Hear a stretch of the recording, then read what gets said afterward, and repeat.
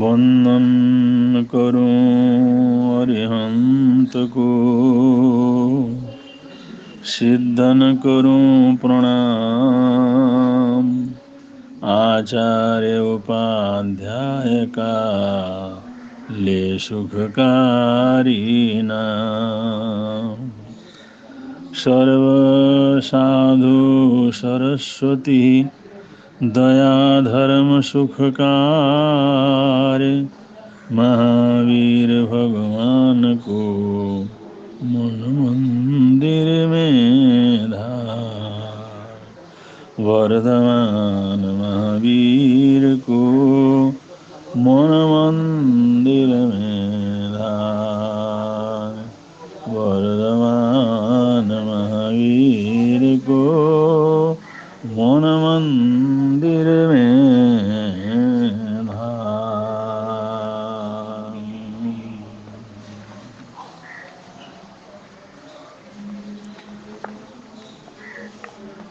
Allopathy, जिसे modern चिकित्सा पद्धति के रूप में सब लोग जानते हैं, और सर्जरी और ऑपरेशन एलोपैथी में प्रमुख इलाज की पद्धति।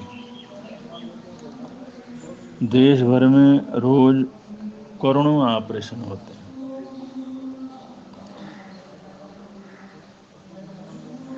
और हम सब भारतीयों को यही पता है कि ये पाश्चात्य देश की देन है, लेकिन ऐसा नहीं है। ये पाश्चात्य देश की देन नहीं है, ये भारत का ही आविष्कार है।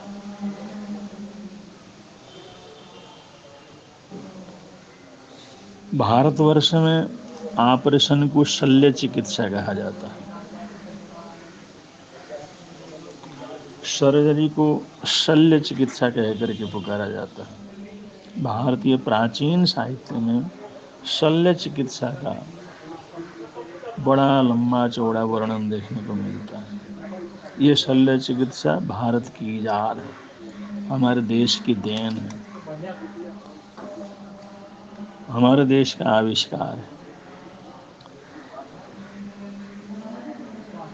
एक उदाहरण से आप लोग समझ सकते हैं।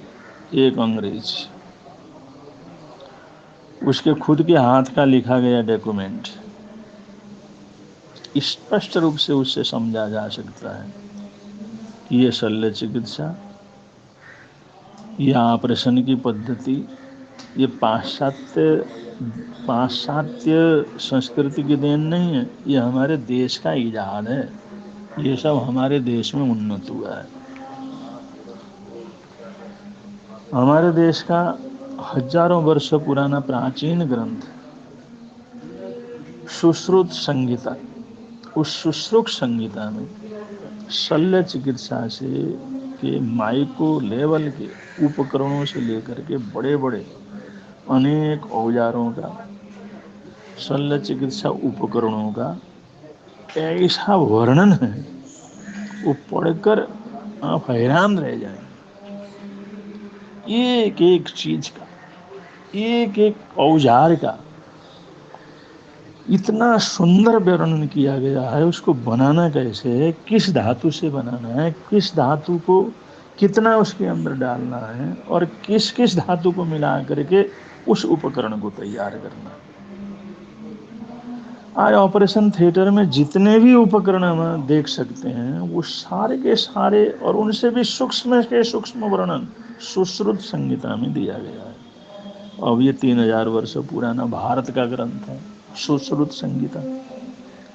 और जब इतने पुराने सुश्रुत संहिता में शल्य चिकित्सा के सारे ही उपकरणों का इतना सूक्ष्म वर्णन है, तो इससे हम अनुमान तो लगा सकते हैं, हिसाब तो लगा सकते हैं कि ये चिकित्सा पद्धति, ये शल्य चिकित्सा भारत के अंदर ही इजाद हुआ है।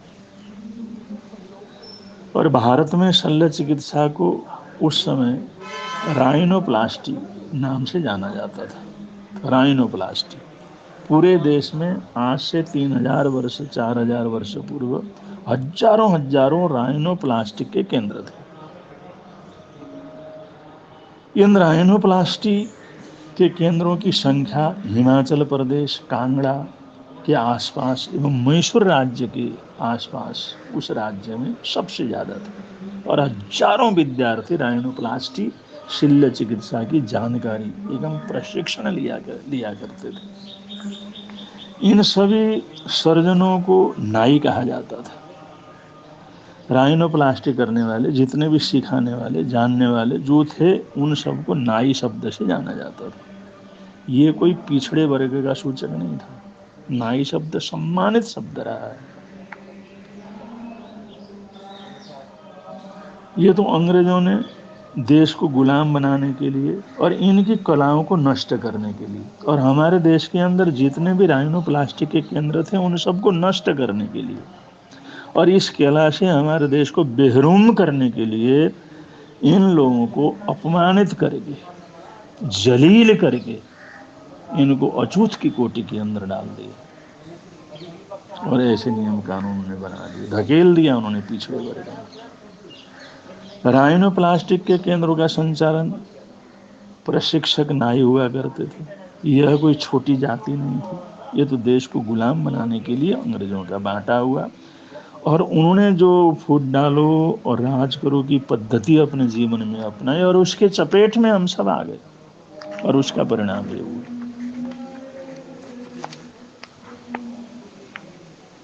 अंग्रेज जाते जाते हिंदू मुस्लिम में फूट डाल करके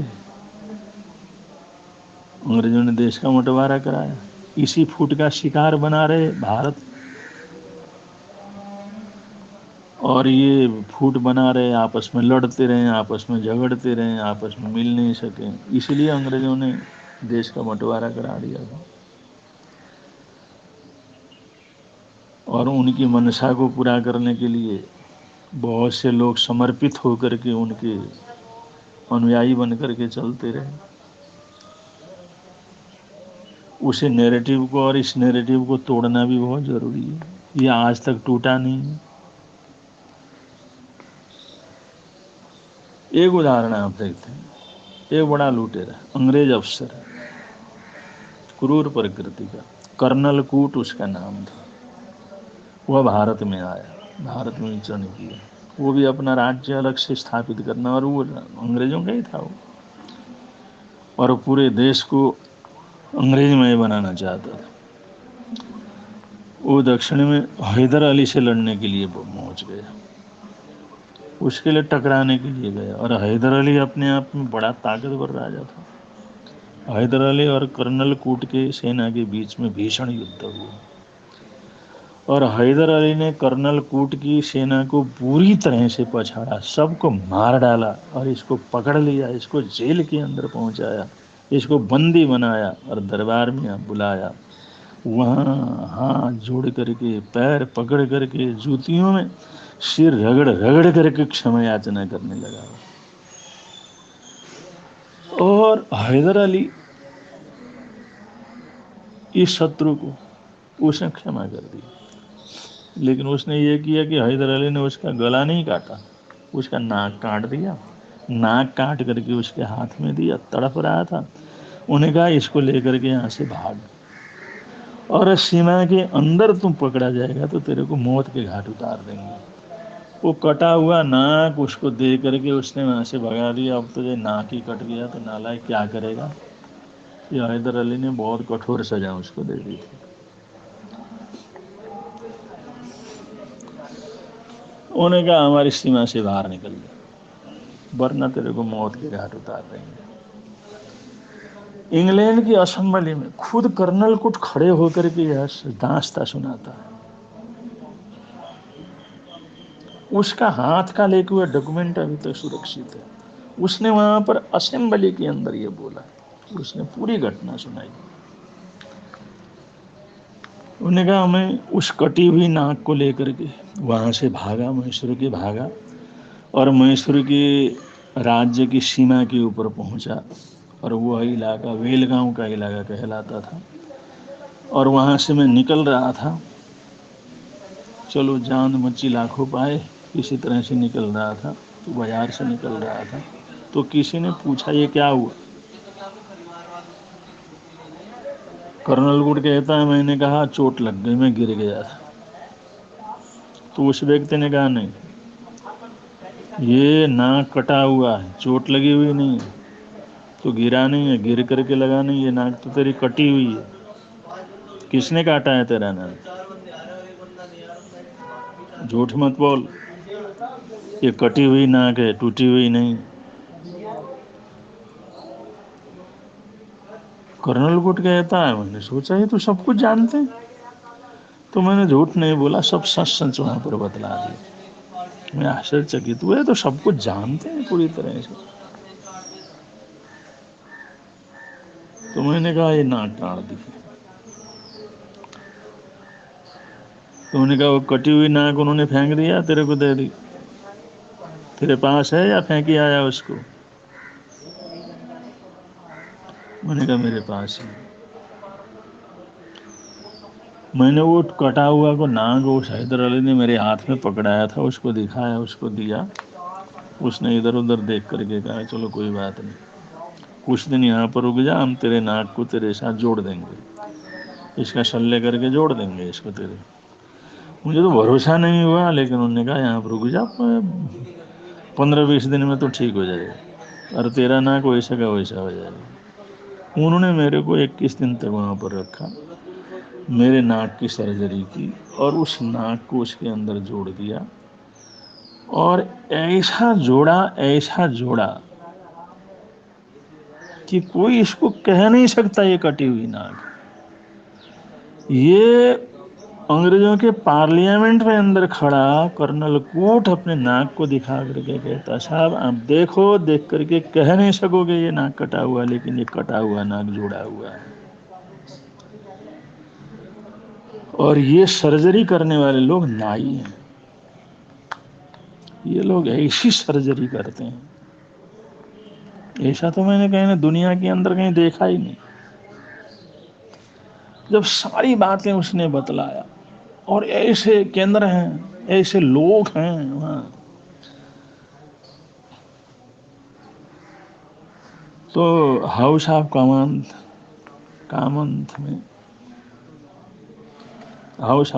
में यह निर्णय हुआ कि यहाँ से ऐसे रुचि रखने वाले लोगों को बेलगांव भेजा जाए और भारत में भेजा जाए, और वहाँ पर ये सर्जरी सीख करके आए। ये किस तरह से कैसे करते हैं, क्या दवाई लगाते हैं, ये सब सीख करके आए। चुने हुए लोगों के अलग अलग ग्रुप बना करके उनको भारत में भेजा, और वो लोग यहाँ आए, यहाँ पर रहे, यहाँ उन्होंने सीखा, और यहाँ पर अच्छी तरह से सीख करके अपने देश के अंदर चले गए, और वहाँ पर इन्होंने फिर अपना काम वहाँ पर शुरू किया, और वहाँ पर प्लास्टिक सर्जरी के नाम से इन लोगों ने ऑपरेशन, ये जो शल्य चिकित्सा को वहाँ पर शुरू किया। और अंग्रेज तो दुष्ट ही, इन्होंने कभी उपकारी के उपकार को तो माना नहीं। तो इधर जो है उनने सोचा भाई इस तरह का ज्ञान वहाँ पर जीवित रहेगा, ऐसे कलाकार जीवित रहेंगे, तब तक इनको कब तक गुलाम बना करके रखेंगे। इसलिए इंडियन एजुकेशनल एक्ट बनाया, और वो इंडियन एजुकेशनल एक्ट बना करके इसमें ऐसे ऐसे कानून बना दिए, मैसूर, कांगड़ा, कूर्ग आदि में जो हजारों केंद्र थे, उन हजारों केंद्रों को जहाँ पर शल्य चिकित्सा का प्रशिक्षण करवाया जाता था, उनको गैर कानूनी घोषित करवा दिया, उनको लूटा, उनको नष्ट किया, उनको आग लगा दी, और उन सभी शिक्षकों को, सभी सीखने वालों को अपमानित किया, तिरस्कार किया, और ऐसे अद्भुत शिक्षा देने वाले लोगों को इतना जो है तकलीफ दी, और वो जो ये काम करेगा, जो सिखाएगा, जो सीखेगा, उनके ऊपर देशद्रोह का मुकदमा चलवा करके, एक कानून के नाम पर, कानून कायदे के नाम पर इन्होंने पूरी तरह से इस भारतीय जो पद्धति थी राइनोप्लास्टिक की जो भारतीय पद्धति थी, अपने शल्य चिकित्सा की अद्भुत पद्धति थी, उसको जड़मूल से इन लोगों ने नष्ट नाबूद कर दिया, नष्ट कर दिया।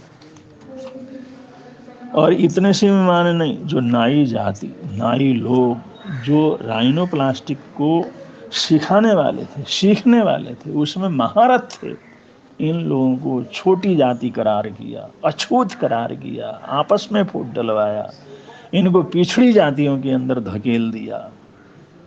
तो ऐसे इन्होंने इस भारतीय एक संस्कृति को पूरी तरह से डुबाने का काम किया, वो भी इंडियन एजुकेशनल एक्ट बना करके। तो ऐसे कानून कायदे बना करके इन लोगों ने भारत को लूटा, भारत की संस्कृति को बर्बाद किया। तो भारतीय संस्कृति को जीवित रखने के लिए बहुत बड़े संघर्ष की ज़रूरत है, अब भी बहुत बड़े संघर्ष की ज़रूरत है।